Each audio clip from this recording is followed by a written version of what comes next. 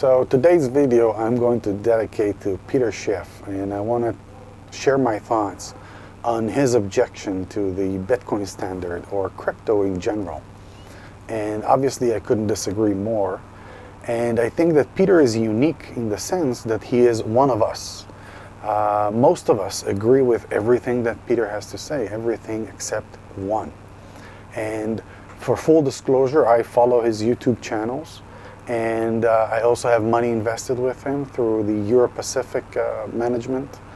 I have a separated something account. So, you know, I agree with Peter on many issues. In today's video, I'm going to dedicate to the things that I disagree with him. And the first thing that I am going to refer to is the fact that for Peter, the crisis is somewhere in the future. In Peter's mind, there is a point of reckoning. And I obviously see things very differently. In fact, I find it very strange that Peter, who saw his father died handcuffed into to a bed, thinks that the crisis is in front of us. And I would make the argument that the crisis is something we experience every day. It is never ending, and there is no point of reckoning. There are points of higher stress, but in the end, the system moves on, and people continue to live under that system. So Peter was introduced to Bitcoin when it was about $10, and today trades at around $37,000. Peter has been criticizing Bitcoin throughout that period. In fact, I am sure that even if Bitcoin reaches $1 million and the market cap of the Bitcoin system is going to be greater than gold, Peter would still be criticizing it. I ridicule that, that way of thinking. And yet, when he makes the same argument with fiat, I completely agree with him. And why is that? You see, in 1971, Nixon took us off the gold standard. And Peter has been criticizing that fact ever since. And both Peter and I think this is a system that is waiting to burst, or it's a bubble waiting to pop. And why is it that I agree with him in the fiat system, and he's been doing it for 40 years, and I think it is ridiculous when it comes to Bitcoin?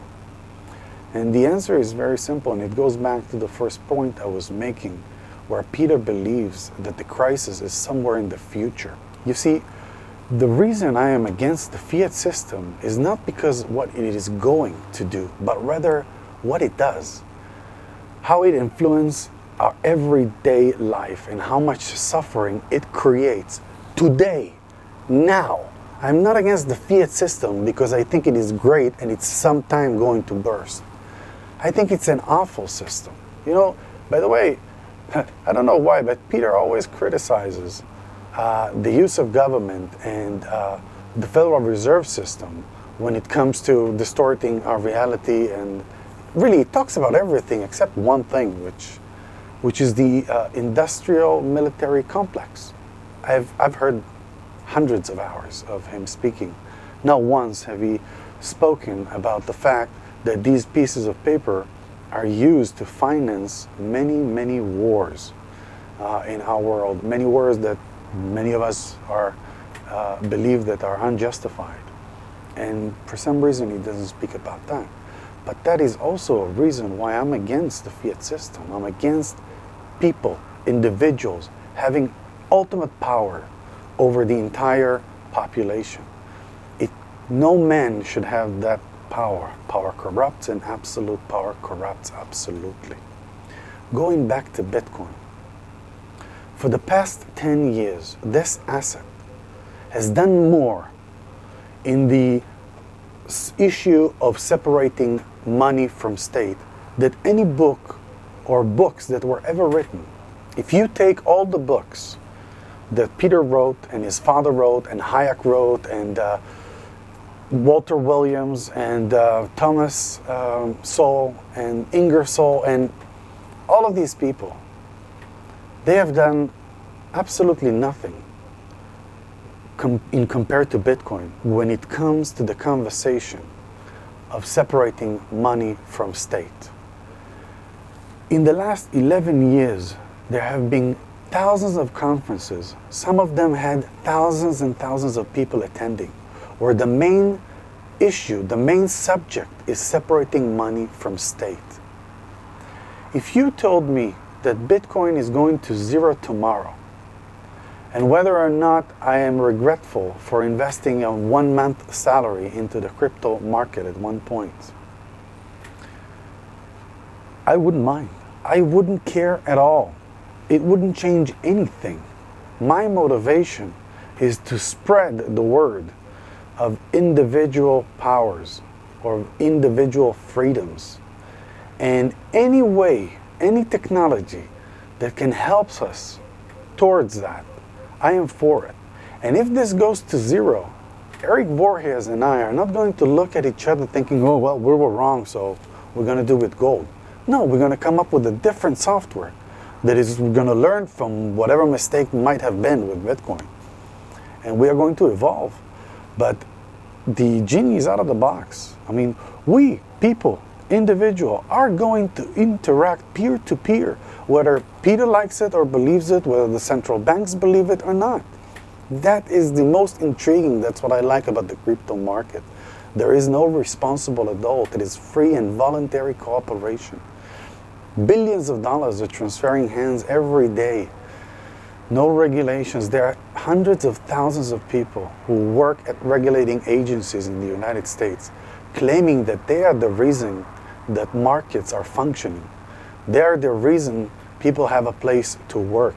And yet, this is a reality. If you look at CoinMarketCap or any other website that shows you that market, I don't know what you're thinking and looking at it, but this is a market that is 24/7.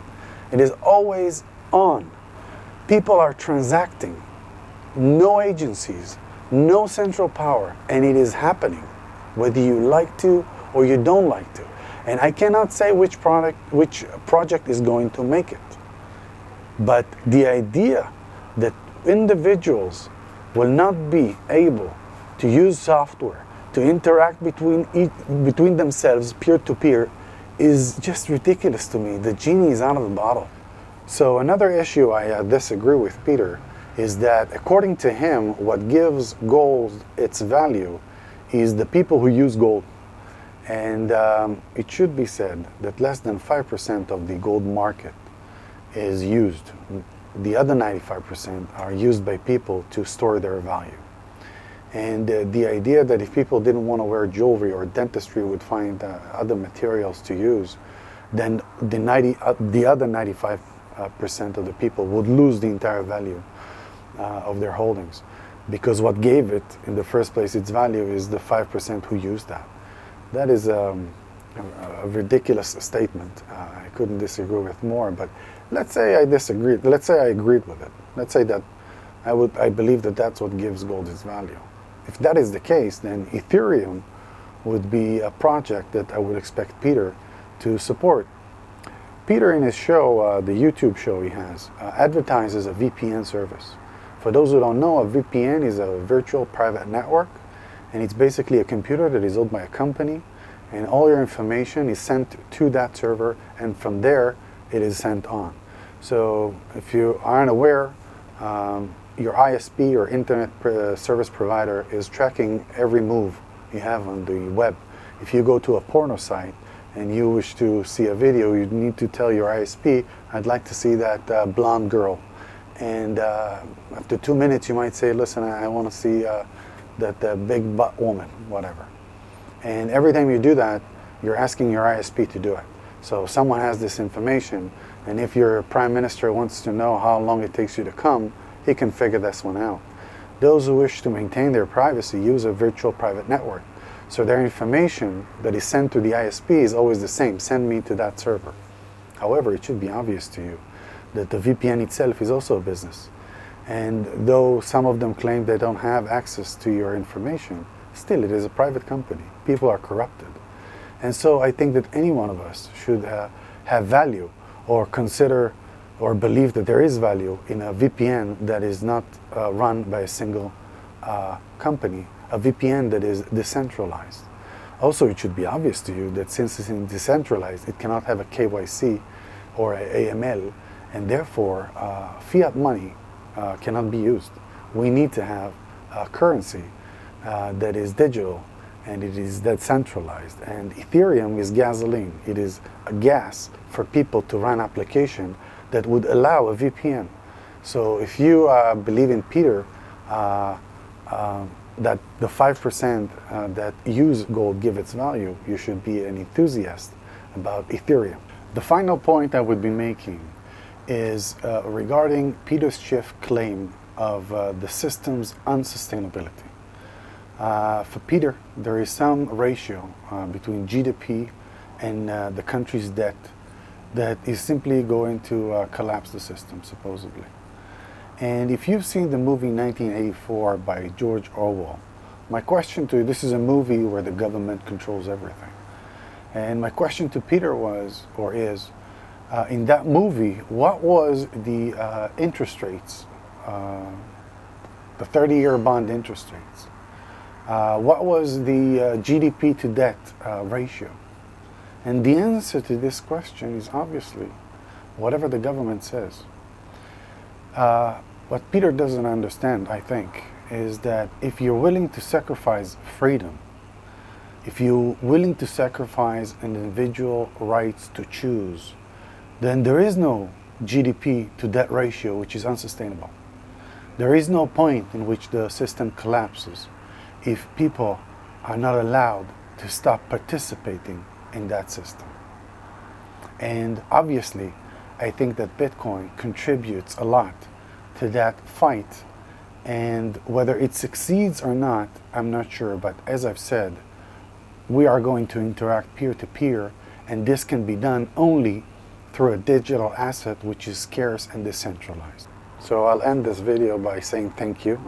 Thank you, Peter, for spreading the gospel and talking about the United States Constitution and advocating for individual rights. And I hope that the arguments I've made here would find you. And I think they're different than those that Eric Voorhees eloquently presented to you. And yeah, I hope to see you in the battle. And whichever way, you know, again, this is a free market. And if Peter doesn't wish to participate, that is fine. He is participating in his own way. And that is as good.